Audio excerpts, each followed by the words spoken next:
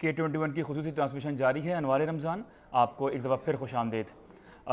हमारे साथ मौजूद हैं मारूफ आलिमुद्दीन मौलाना हसन रज़ा काज़ी साहब। उनसे गुफ्तगू जारी है। हम बात कर रहे हैं फ़र्ज़ियत रोज़ा के बारे में, रमज़ान मुबारक के जो फ़वाइद हैं उसके बारे में। मौलाना साहब आपने बताया कि किस तरह रोज़ा फ़र्ज़ हुआ, उसके मारूफ आलिमुद्दीन उसके बारे में क्या क्या कहते हैं, किस तरीके से जो है रमज़ान मुबारक में आप फ़वाइद हासिल कर सकते हैं। अच्छा, अब अगर हम बात करें मौलाना साहब, आपने बातें बताई कि रमज़ान में हम इस तरह परहेज़गारी इख्तियार कर सकते हैं, तक़वा इख्तियार कर सकते हैं, इस तरह हमारा सोना भी इबादत है, उठना भी इबादत है, हम काम पे जाते हैं इबादत, वापस आते हैं इबादत।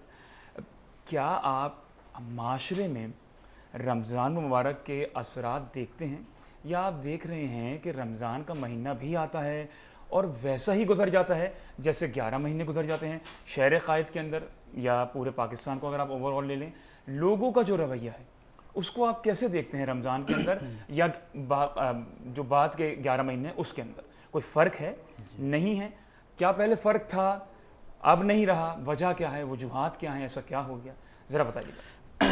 देखिए, ये तो वाज़ेह फ़र्क नज़र आता है कि जिस तरह हमारी ज़िंदगी 11 महीने में गुजर रही होती है, रमज़ान के आते ही बहुत बड़ी उसमें तब्दीली आ जाती है। अच्छा, क्योंकि देखें कि जिस तरह बंदा आम तौर पे नमाज़ों के लिए मसाजिद में उसका आना इतना नहीं होता, लेकिन माह रमज़ान में जोग दर जोग लोग जो है वो नमाज़ों के लिए आते हैं, मस्जिदें भर जाती हैं।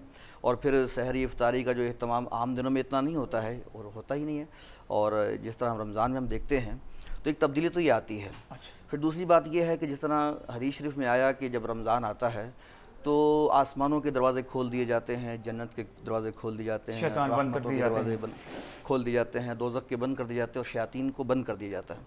तो ये सारे काम इसलिए होते हैं कि आसमानों के दरवाज़े इसलिए खोले जाते हैं ताकि और ज़्यादा रहमतें नाजिल हों। ठीक, जन्नत के दरवाज़े इसलिए खोले जाते हैं ताकि जन्नत की जो हूर व गिलमा हैं उनको पता चल जाए कि दुनिया में रमज़ान आ गया है। ठीक है, और दोज़ख के दरवाज़े इसलिए बंद कर दिए जाते हैं ताकि गुनाहगारों की कब्रों तक भी जो है उसकी गर्मी जो है ना पहुँचे। ठीक है, और शयातीन को इसलिए जकड़ा जाता है ताकि शैतान क्योंकि बहकाता है जी, और गुनाहों में जो है वो बहुत बड़ा मुआविन है, ठीक, तो शैतानों को जकड़ने से ये होता है कि अब हमारा नफ्स जो है उसके बहकावे में नहीं आएगा। ठीक, अब हम नेकी की तरफ बासानी माइल हो सकते हैं। अब नसीहत की बात भी असर होती है, ठीक, दिल भी चाहता है। ठीक, अब ये कहना कि जनाब रमज़ान में तो शयातीन जकड़ लिए जाते हैं, फिर भी हम गुनाह करते हैं, जी, मैं अब आने ही वाला था इस बात के जी, ऊपर। जी तो हाँ। उसकी वजह शैतान अब नहीं है, क्योंकि शैतान तो जकड़ लिया गया, हदीस शरीफ में आया है। अच्छा, और हदीस का जो है वो एहतराम करना चाहिए। जी, बहुत से लोग इस पे मजाक भी उड़ाते हैं कि जी शैतान तो जकड़ लिए गए, जी। फिर भी गुनाह कर रहे हैं।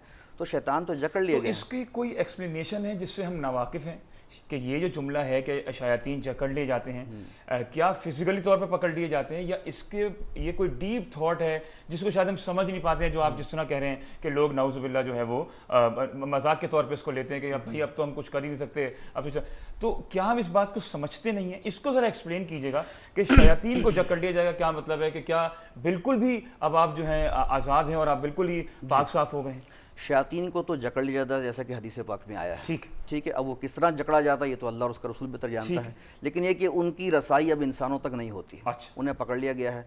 अब जो इंसान जो है वो गुनाह कर रहा है या दीगर बुरे कामों में रोज़े की जी, हालत में भी लगा हुआ है, जी, तो अब यहाँ पर उसका अपना नफ्स है, ओके, जो नफ्स अम्मारा उसके साथ है, ठीक है, जो बुराई का हुक्म करता है वो उसके साथ है। ठीक है, उसकी तरबियत के लिए रोज़ा रखवाया जा रहा है ठीक है, कि रोज़ा रखने से बंदा गुनाहों से बचता है, बचता है, क्योंकि रोज़ा खुद नमाज उसको पढ़ने से अंदर गुनाहों अंदर से से बचता है, जी, बिल्कुल, और रोज़ा उसको अंदर से आवाज़ें लगाता है ठीक, कि भाई तेरा तो रोज़ा है, तू झूठ बोल रहा है, सही, तेरा रोज़ा है, तू गलत बात कर रहा है। यानी जगह जगह रोज़ा जो है वो उसके नफ्स की तरबियत कर रहा होता है। ठीक, तब जो बहुत ज़्यादा गुनाहों के आदी हो चुके हैं, बहुत ज़्यादा गुनाहों के अंदर उनकी ज़िंदगी बसर हो रही है, जो दुनिया में बिल्कुल अल्लम गरक गल्लम हो हो चुके चुके हैं, जी हैं, हाँ, जी हाँ, उनको थोड़ा टाइम लगता है कि इस कैफियत से निकलने निकलने के में। लिए। और जो आम तौर पे नमाज़ें पढ़ते रहते हैं, गुनाहों से बचते रहते हैं, वो रमज़ान के अंदर ज़्यादा अच्छे तरीके से इबादत कर लेते हैं। अच्छा मौलाना साहब, ये तो आपने हमें बताया कि इस तरीके से होता है, रमज़ान के इस तरह के असरात पड़ते हैं, ऐसी चीज़ें होती हैं, और जो रोज़े रखते हैं, जो गुनाहों से 11 महीने बचते रहते हैं, उनके लिए तो और अच्छा हो जाता है।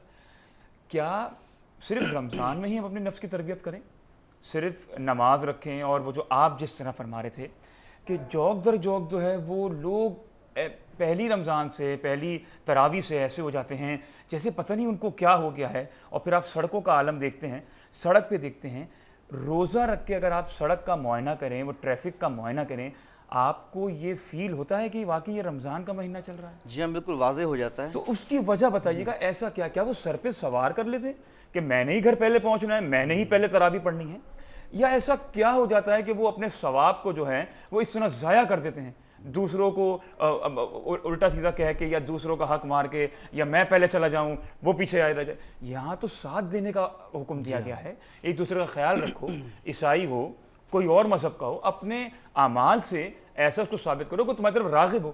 تو یہ کیا ہو جاتا ہے؟ جی، آپ کی گفتگو کا جو پہلا حصہ ہے اس میں یہ کہ کیا 11 مہینے ہم تربیت نہ کریں، صرف رمضان ہی میں تربیت کریں؟ تو مقصد یہ ہے کہ ہماری تربیت تو والدہ کی گود سے لے کر قبر کی لاحت تک ہے. یہ تربیت تو پوری زندگی چلتی ہے. اس میں 11 مہینوں کی یا صرف رمضان کی تخصیص نہیں ہے، عمومی طور پہ تو پورا سال پوری زندگی ہی تربیت ہے. بالکل. لیکن ماہ رمضان میں اس کی تربیت کا خاص جو پہلو میں نظر آتا ہے اس کی وجہ یہ ہوتی ہے کہ جس کی چھوٹی سی مثال یہ دوں کہ ہم اپنے موبائل کو ایک دفعہ چارج کرتے ہیں، ٹھیک ہے، تو کئی گھنٹوں تک وہ چلتا رہتا ہے. بالکل. تو یوں سمجھ لیں کہ بہت ہی خوبصورت رمضان ہمیں چارج کرنے کے لیے آیا ہے، جو پورا جی ہاں. بقیہ 11 مہینہ بھی اس کی ہماری بیٹری چلتی رہے گی.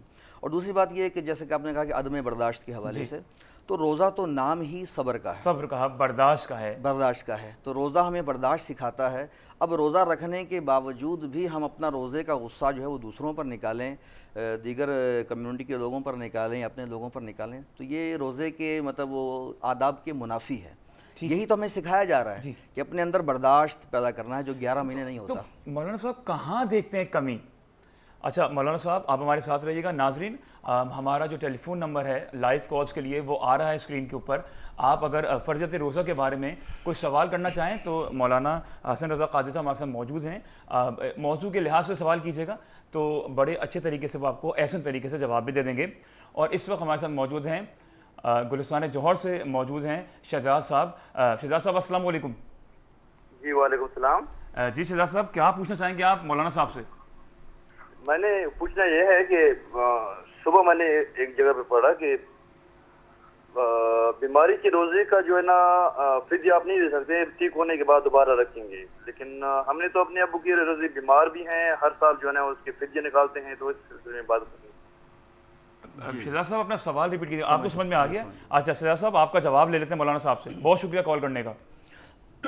انہوں نے پوچھا کہ اچھا مجھے آواز کلیئر نہیں آئی. کیا کہا انہوں نے، کیا سوال؟ انہوں نے پوچھا کہ جو حالت روزہ میں بیمار ہوتے ہیں جی تو وہ روزہ نہیں رکھ سکتے تو اس کا فدیہ دیا جاتا ہے. اچھا ٹھیک ہے. تو اب اگر وہ بعد میں شفا یاب ہو گیا تو پھر کیا روزے رکھے گا؟ تو جی مسئلہ یہی ہے. قرآن مجید فرقان حمید میں تو اجازت دی ہے کہ جو مسافر ہے یا جو مریض ہے انہیں اجازت ہے کہ وہ رمضان کے روزے چھوڑ سکتے ہیں. اور پھر یہ بھی کہا گیا کہ بعد میں رکھیں، یعنی اس کا مطلب یہ ہے کہ اگر بعد میں وہ شفا یاب ہو گیا اور جس کا جو مسافر کا سفر ختم ہو گیا تو بعد میں اپنے روزے رکھے گا. لیکن اگر ایسا بیمار ہے جو دائمی مریض ہے کہ جو مطلب سال ہر سال سے بیمار پڑا ہوا ہے اور جس کی شفا یاب ہونے کی کوئی امید نہیں ہے تو پھر اس کا فدیہ ہی کافی ہے. ٹھیک ہے ٹھیک ہے. اچھا مولانا صاحب ہم بات کر رہے تھے وہی عدم برداشت کی چیزوں کی. اچھا آپ نے بھی ایک بات کی تو میں نے کہا تاکہ سوالات یہاں پہ کرنے کا مقصد یہ ہے مولانا صاحب کہ ہم نے نہ تو یہ دکھانا ہے کہ میرے پاس کتنی نالج ہے اور آپ کو تو ماشاء اللہ سے آپ کو، ہم نے تو ناظرین کو بتانا ہے کہ ہم لوگ کیا بات کر رہے ہیں، کیوں بات کر رہے ہیں، سوالات کیا ہیں. تو میں بیسک سوالات آپ سے کر رہا ہوں. یہ جو روزہ جو سفر کے اندر ہے کہ ہم کہیں شہر سے دوسرے شہر جائیں یا جو بھی وہ ایک خاص بتایا ہے کہ اگر آپ اس جگہ سے اتنی دور چلے جائیں گے، یہ روزہ معاف کیوں ہے سفر کے اندر؟ کیا ہم روزہ رکھ کے نہیں جا سکتے تھے کسی اور شہر میں اور آرام سے چلے آتے 7-8 گھنٹے میں یا 4 گھنٹے میں جو بھی تھا اور روزہ راستے میں کھول لیتے؟ یہ اس کی ممانعت کیوں ہے؟ آپ کو کیوں کہا گیا ہے کہ آپ معاف ہے آپ کو، پھر آپ بعد میں رکھ لیجیے؟ اس کے پیچھے لاجک ذرا بتائیے. دیکھیں قرآن مجید کی جو آیت ہے اس میں اللہ نے فرمایا کہ مسافر کو رخصت ہے کہ وہ روزہ چھوڑ سکتا ہے. لیکن اس کے آخری حصے میں آپ دیکھیں گے کہ فرمایا کہ وَأَن تَصُومُوا خَيْرٌ لَكُمْ إِن كُنتُمْ تَعْلَمُونَ. لیکن پھر بھی اگر روزہ رکھ لو تو بہتر ہے.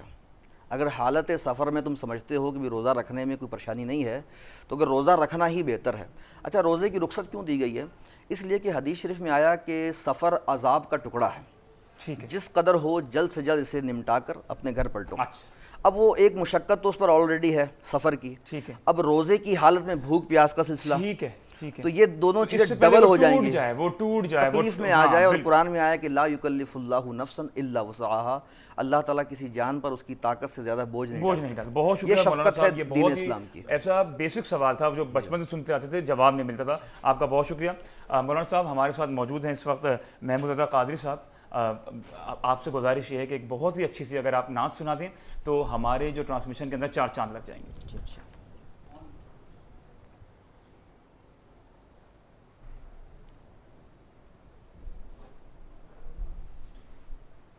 مولانا صاحب آپ پڑھیے پلیز.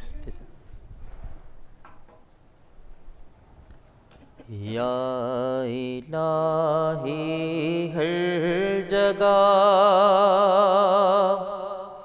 تیری عطا کا ساتھ ہو، یا الہی ہر جگہ تیری عطا کا ساتھ ہو، جب پڑے مشکل شہ مشکل خوشا کا ساتھ ہو، یا الہی ہر جگہ تیری عطا کا ساتھ ہو، جب پڑے مشکل شہ مشکل خوشا کا ساتھ ہو.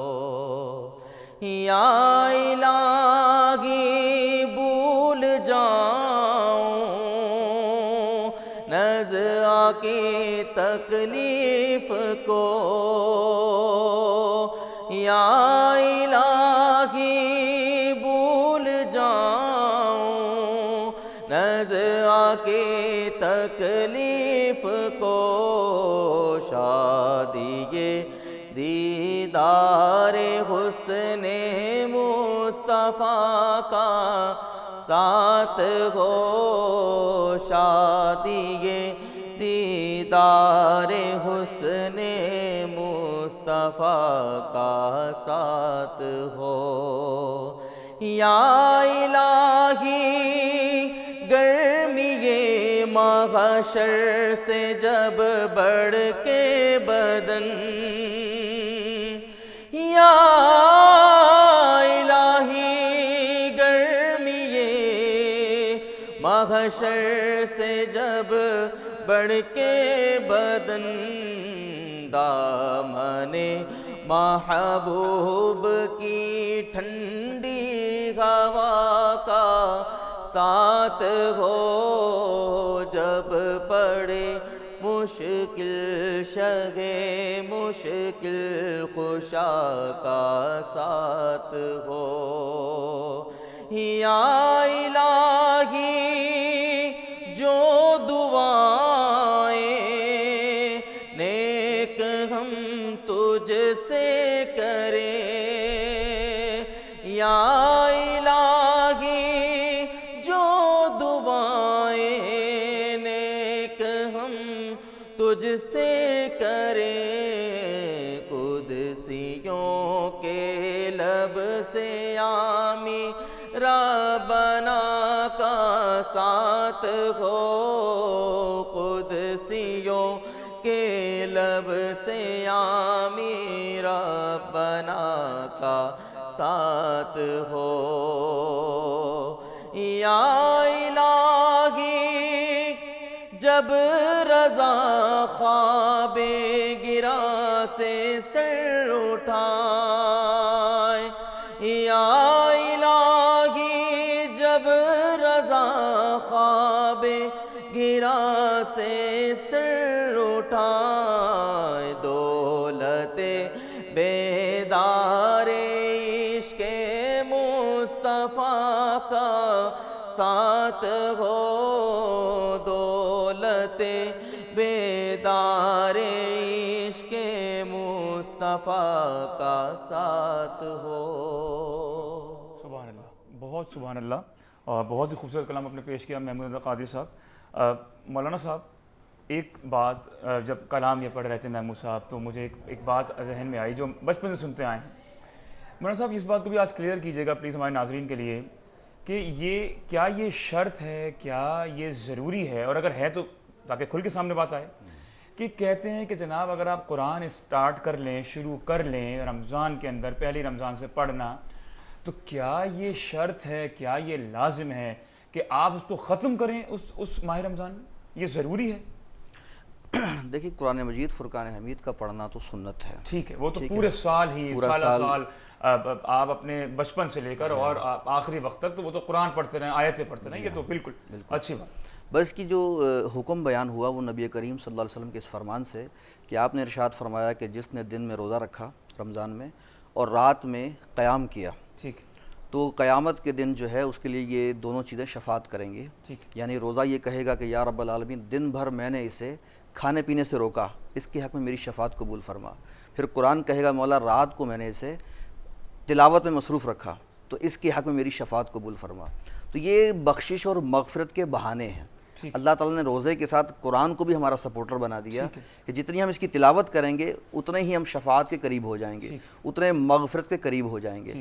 لیکن یہ ضروری نہیں ہے کہ پورا پڑھا تو پورا ختم کر لیا جائے. جس قدر ہو سکے قرآن مجید کو پڑھا جا سکتا ہے, اور جتنا چاہیں اس کو ختم. وہ سوال جو میرا تھا کہ مطلب یہ کیونکہ کسی بھی وجوہات کی وجہ سے آپ نوکری کرتے ہیں یا آپ اسکول جاتے ہیں یا آپ کالج جاتے ہیں, آپ شروع تو کر دیتے ہیں کیونکہ رمضان کا جوش ہوتا ہے, بس لازم نہیں ہے, لیکن یہ ہے کہ زیادہ سے زیادہ پڑھیں, لیکن یہ لازم نہیں ہے. یہ بات کلیئر کی آپ نے, بہت شکریہ آپ کا مولانا صاحب.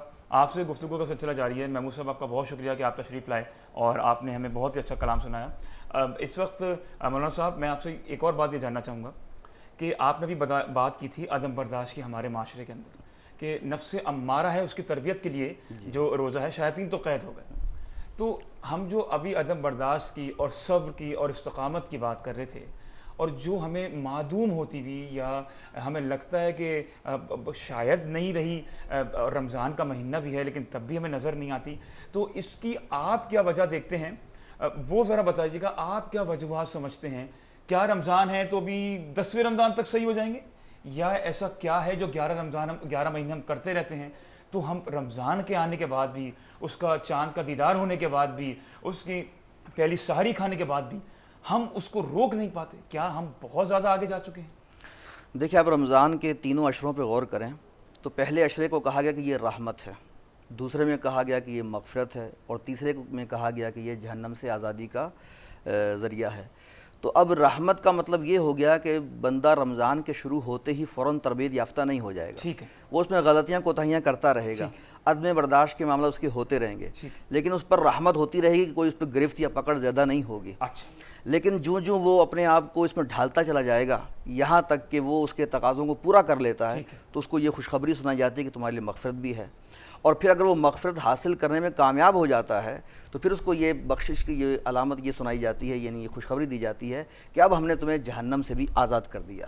یعنی جہنم سے آزادی تو پورے رمضان میں مل سکتی ہے, لیکن آخری عشرے کو خاص اس لیے کیا گیا کہ وہ تربیت کے مراحل سے گزرتے گزرتے جب وہ آخری لمحات میں پہنچتا ہے تو وہ اس منزل تک پہنچ چکا ہوتا ہے جو اس کا تقاضا ہوتا ہے. ٹھیک ہے مولانا صاحب, آپ کا بہت شکریہ, آپ ہمارے ساتھ ہیں اور بہت ہی خوبصورت اپنی آپ نالج سے ہمیں نواز رہے ہیں, سوالات کے جواب دے رہے ہیں, لوگوں کو مطمئن کر رہے ہیں. اس وقت جو ہے وہ ہیڈ لائنز کا بریک ہے. ناظرین آپ جائیں, ہیڈ لائنز سنیں اور پھر واپس آئیے گا. انوار رمضان میں ہمارے ساتھ رہیے.